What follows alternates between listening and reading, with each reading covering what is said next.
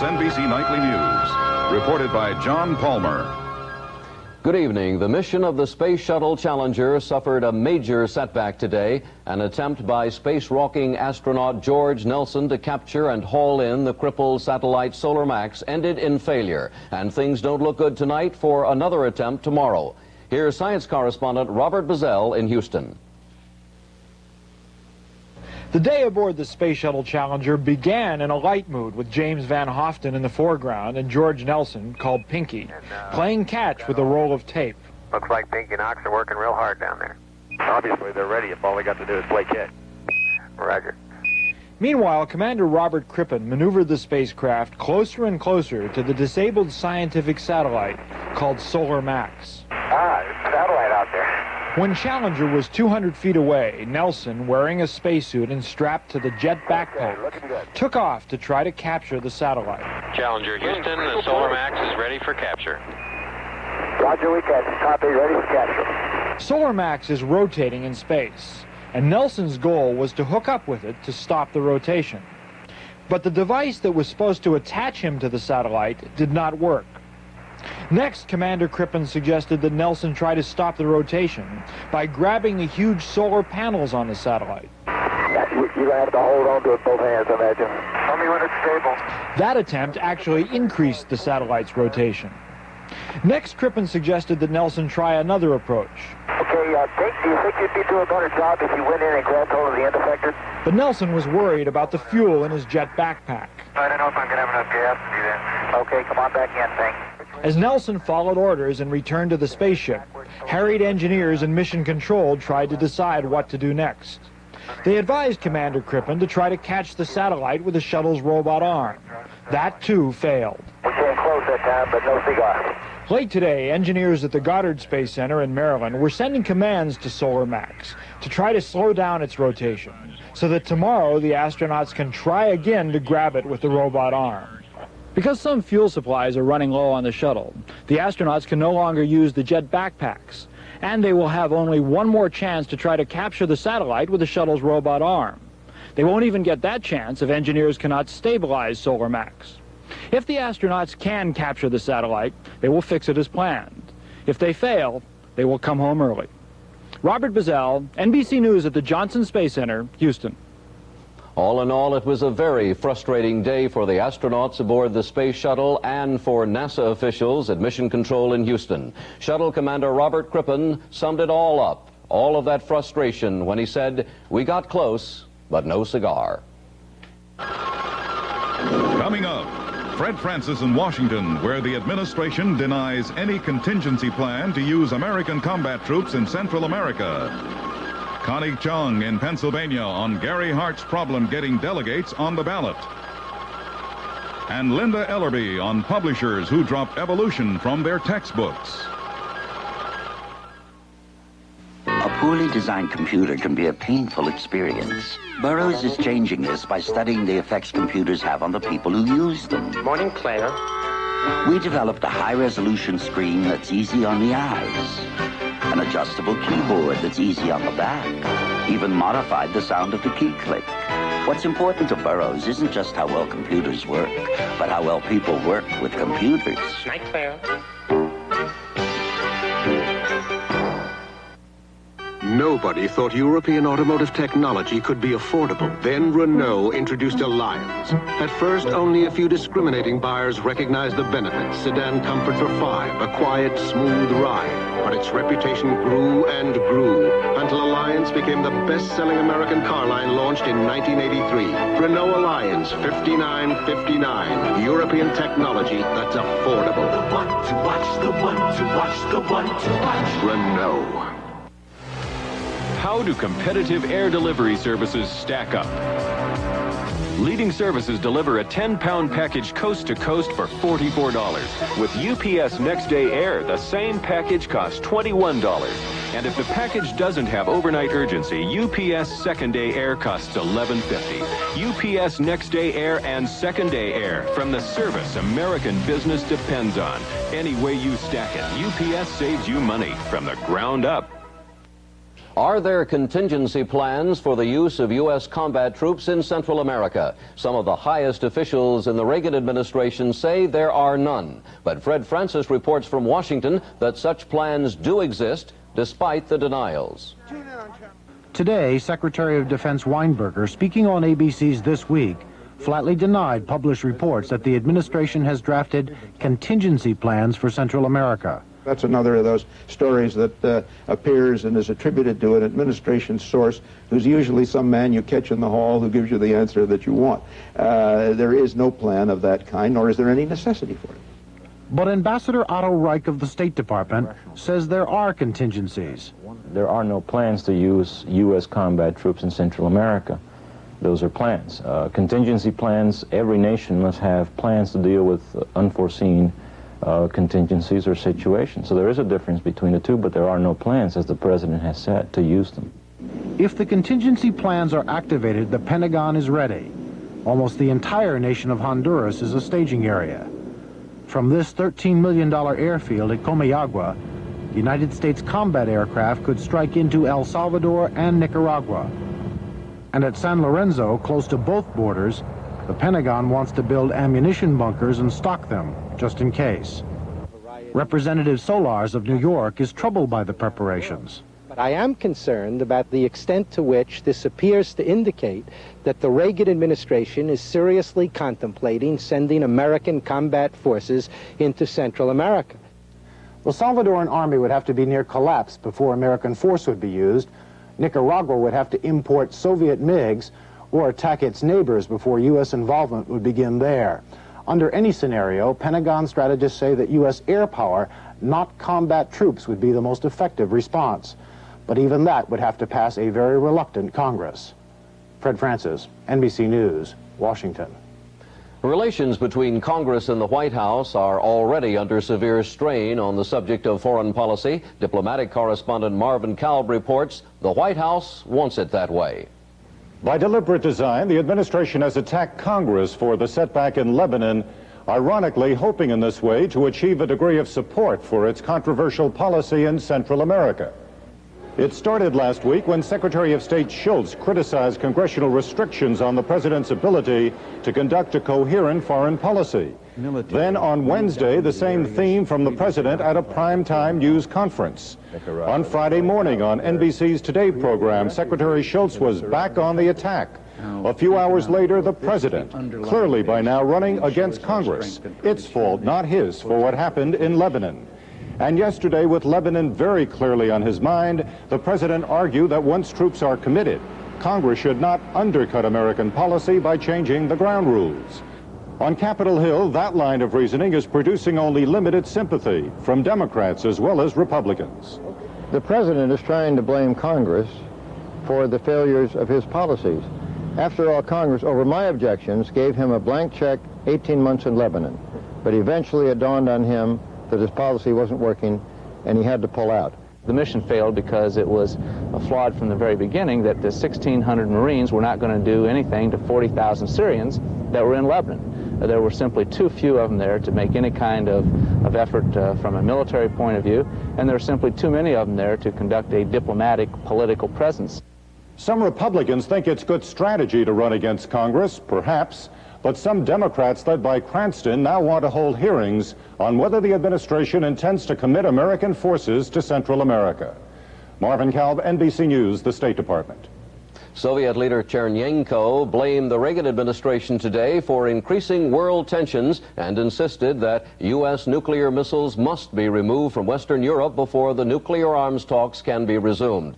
The White House responded by citing the foreign policy speech made by President Reagan on Friday and said there will be no concessions made to get the Russians back to the talks. And a Soviet military official says last fall's shooting down of Korean Airlines Flight 007 with the loss of 269 lives is proof that Soviet air defenses are doing their job. The Soviet deputy defense minister compared the Korean airliner with the American U-2 spy plane shot down over the Soviet Union back in 1960. Coming up, Ken Bodie in Philadelphia on elections Philly style, where street money talks.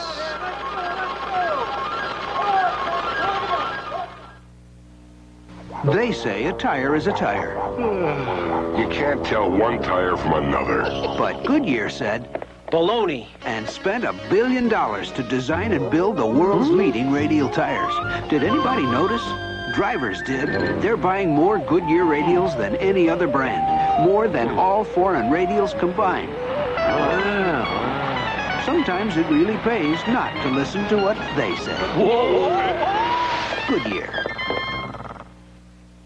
There are lots of ways to communicate over long distances, but with some, you may not be able to reach everywhere you want, anytime you want. And a faraway message may feel far away.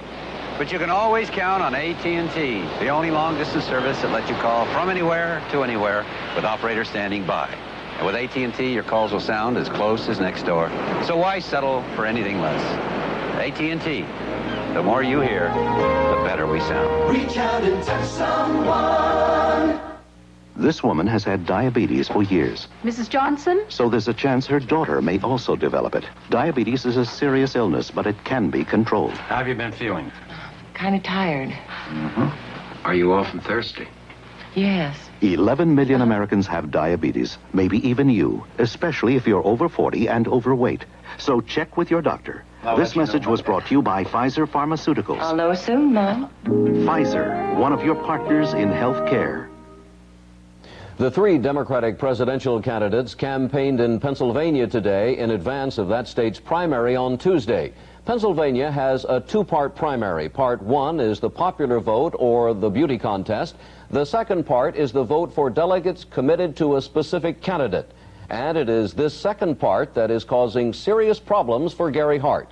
Connie Chung reports tonight from Pennsylvania. Oh, my God. Hart's problem is that he does not have enough delegates carrying his name on the ballot. Mondale has 117 for 117 positions. Hart has only 47. Even Jesse Jackson filed 57 before the deadline. Hart is now suffering the consequences of decisions he made early on to put all of his resources into Iowa and New Hampshire. Now, those decisions were the correct one, because without those, he'd be like Alan Cranston and John Glenn.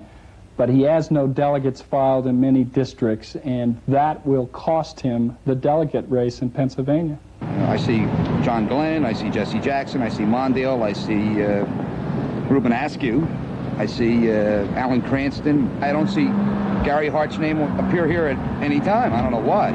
Hart has succeeded in adopting some Glenn and Cranston delegates, but voters don't necessarily know that a vote for a Glenn delegate is a vote for Hart. That's an organizational nightmare is what it is. We've got roughly 2/3 of the slate that will show up on the ballot with somebody else's name. Ralph Hirsch was a Cranston delegate. That's the way his name appears on the ballot. Now he supports Hart, and he needs to tell voters. Here's the Hart slate. Wait a minute, Ralph. You keep forgetting to tell them you're listed on the ballot under Cranston.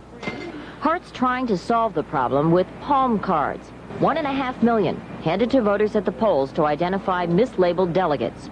Do palm cards work? It's a very difficult thing to do. My guess is that it will help elect 3, 4, 5, 6, 7 delegates, that few. Meanwhile, Mondale's delegates work the wards. I mean, I think you know me well enough that I don't have to go into my background. Nuts and bolts machine stumping, choreographed by Mondale's Joe Shea. There are 17 Joe Sheas in Pennsylvania, helping Mondale delegates get elected. But what about Hart's adopted delegates? Is there anyone on the Hart staff teaching them how to get elected?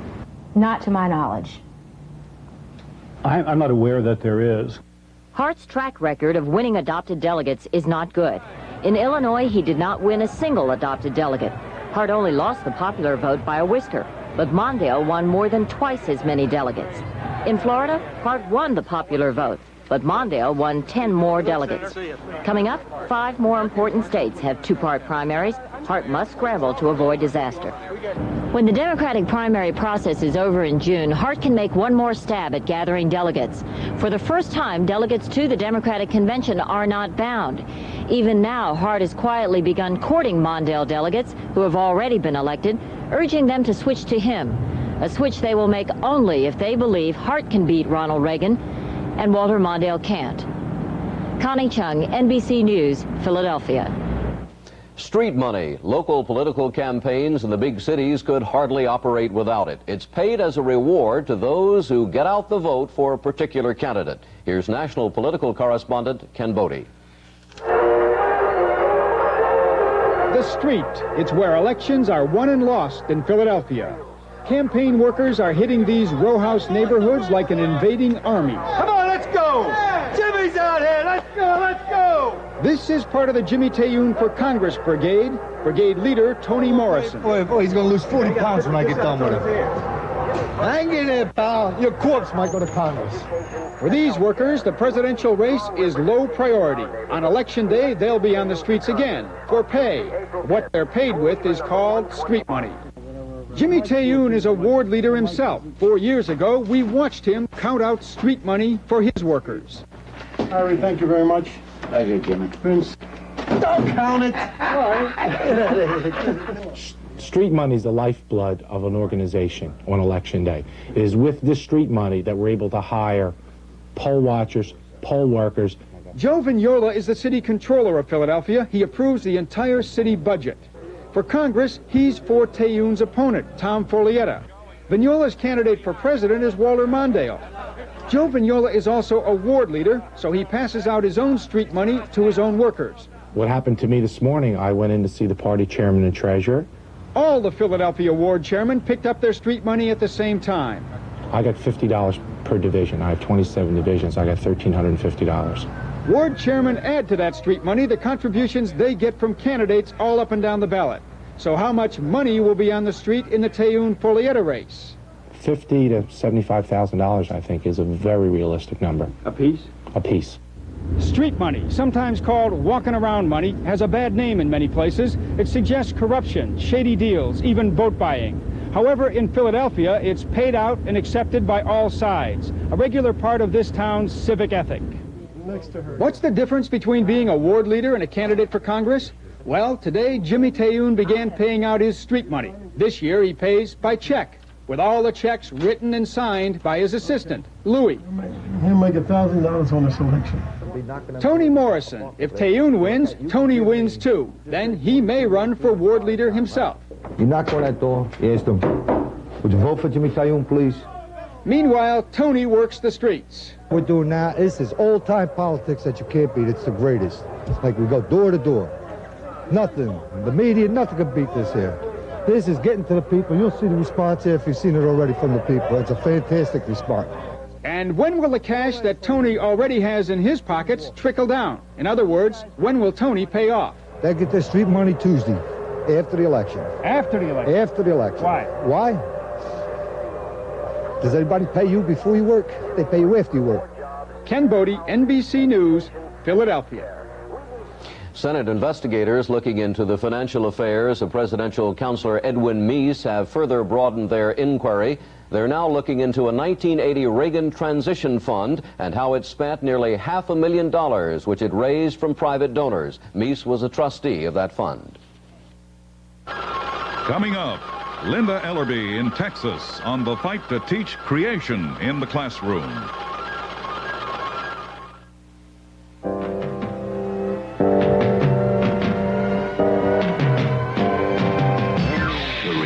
Of American business. It's coming back smarter, more competitive. AT&T can help your business with smarter techniques to manage information. Your region looks promising. Distribution. We can ship it to you without a layover. All by tailoring the AT&T long-distance network to work for you in ways you never thought of. AT&T Communications. There are multivitamins, and there are multivitamins. Vitamins that are flaky, bumpy, crispy, crunchy, and taste oh so good. It's Kellogg's Product 19. More vitamin nutrition than any other cereal, but you'd never know by tasting. Because Product 19 goodness comes from corn, oats, wheat, and rice. Delicious. Kellogg's Product 19 cereal. Flaky, bumpy, crispy, crunchy. Vitamin. When people pump their own gas, they sometimes forget to check things. So when they come in for service... Mr. Goodwrench, there's something wrong. Well, let's take a look. Mr. Goodwrench knows your GM car. He has the right tools and the right GM training available to spot your problems fast. Mr. Goodwrench? Nothing serious. Just needs a tune-up. By the way, your oil is low. Here's how to check. Keep that great GM feeling. With Mr. Goodwrench. With genuine GM parts. The Texas Board of Education will meet next week to respond to a controversial ruling by that state's Attorney General. He ruled that the board's policy of requiring that creationism be taught along with evolution is unconstitutional. Texas is the largest purchaser of textbooks in the United States, and its standards for textbooks are followed by major publishers. So this issue has implications for the entire country. Here's Linda Ellerby. We invite you to join with us in celebrating the 148th anniversary of Texas independence. An independence that goes beyond ceremony and into the school system. We feel no responsibility to the other states. We don't think that it's fair, the charge that we're choosing their books. But Texas is the largest buyer of textbooks in the country, and what Texas wants, publishers are inclined to give. The state school board decides what Texas wants, and has decided Texas wants less evolution. In 1974, the board ruled Darwin's theory of evolution could not be taught to the detriment of any other theory, say the Bible theory of creation, and that books must say that. In 1984, the board left the way open to omit evolution entirely. How did that happen? We have thousands of textbook reviews. Mel Gabler is not a public official, and neither is Norma, his wife. But for 22 years, the two of them, working out of their home in Longview, Texas, have studied textbooks and lobbied the school board to make the changes they want, to purge books of those things the Gablers consider factually wrong or morally wrong. The values which most Americans hold dear have been censored from textbooks. The very values that we need to foster if we want to continue as a moral nation. Why should a handful of liberals totally control what's going on in our textbooks? The efforts of the Gablers and others who agree with them have paid off. The school board responded to pressure, the rule was passed, the books were changed, and that has brought out lobbying from the other side. We found those books in Ohio and Maine and all the other states showing that the books, verbatim as they're adopted in Texas, find their way into the classrooms in the states across the country. We tried to talk to textbook publishers. They wouldn't talk. One sent us a statement. We called the Association of American Publishers. It canvassed its members. No luck. One publisher called, but he wouldn't give us his name. He said, "We provide a service. We don't dictate content. Publishers don't want to be caught in the middle here."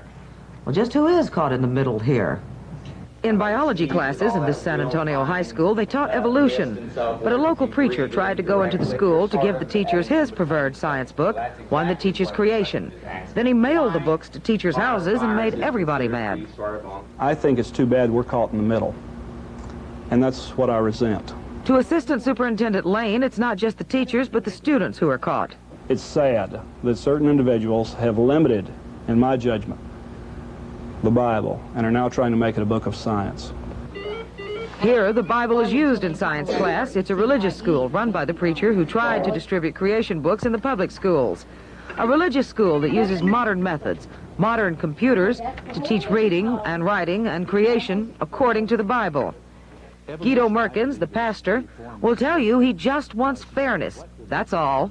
I don't think it's proper to enforce my kind of belief on the general public. We live in a pluralistic society, but the least that we could expect would be a balanced treatment. Do you teach evolution in your school here?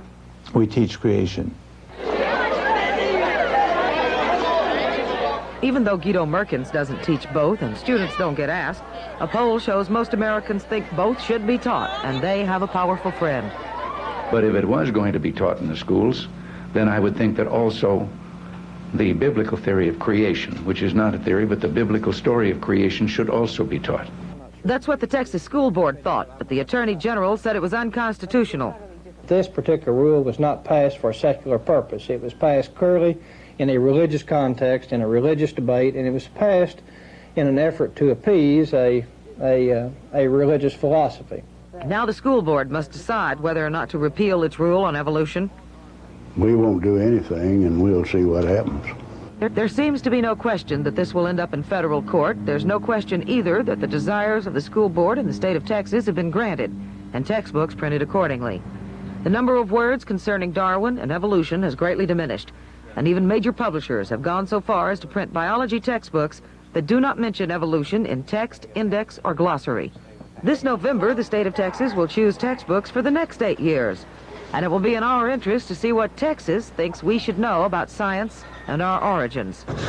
Linda Ellervy, NBC News. Coming up, liver transplant survivor 2-year-old Trina Engebretson comes home. To the millions who use paint remover on varnished furniture, I have some advice. Stop immediately. But I've always used it. Use Formby's furniture refinisher. Some paint removers raise the grain and strip the wood's beauty, and it's hard work. Formby's easily dissolves old varnish, lacquer, and shellac. No sanding, no scraping. With Formby's furniture refinisher, the wood's beauty actually reappears. Homer Formby. No one knows wood as good. Try my tung oil wood stains and finishes. You know about Murphy's Law. Whatever can go wrong, will. But you can worry a lot less about Murphy's Law when you own a Lawn Boy. There's no oil to change, no valves to go bad. There's less to go wrong. Ready to cook? And for years of mowing, the engine is designed to last 50% longer than most. So get yourself a Lawn Boy and help make sure whatever can go wrong won't. Say, what's that cereal you're enjoying? Oh, all these dates. And raisins. And walnuts. It's fruit and... Fruit and? We forget. Post-fruit and fiber cereal tastes so good, you forget the fiber. You get the goodness of high fiber mixed with tender dates, plump raisins, and crunchy walnuts in a combination so delicious. The name? Fruit and... Can I help, Dad? Fruit and fiber taste so good, you forget the fiber. Also with apples and cinnamon. 2-year-old Trina Engebretson is back with her family in Miami today, and that in itself is a victory. Trina is the survivor of a liver transplant, and as Jill Beach of WSVN in Miami reports, the young girl's future is bright.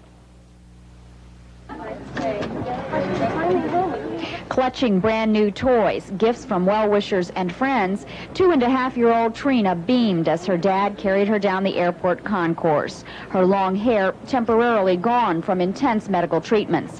Her mother, Mary Ann, and sister Lisa, throngs of cameras, reporters, and friends all there. We're bringing home a child that was supposed to be dead. Now she's got a second chance in life. Waving and smiling, Trina showed her delight to be home. Thanking friends and the news media for all their help and coverage, Trina's parents say their daughter has made a surprisingly quick recovery. Her transplant was just 3 months ago. Her dad teased about his little girl's stamina. Tis half Norwegian. I knew that was coming. A police escort took the family to the port of Miami, and the cruise liner Lars Engebretson captains. Trina's father is leaving on a week-long trip, and the family plan to spend the afternoon together on board. Their first afternoon together in Miami in nearly 3... Tonight, on an all-new 2-hour Knight Rider movie, Michael must save a beautiful woman from a madman bent on destruction. We'll never survive a direct hit. On Knight Rider. Then, Mr. and Mrs. America, you made your own homemade comedy tapes. You sent them in. And now you can watch them on the Homemade Comedy Special tonight. Be there. Right now, at John F. Lawhans,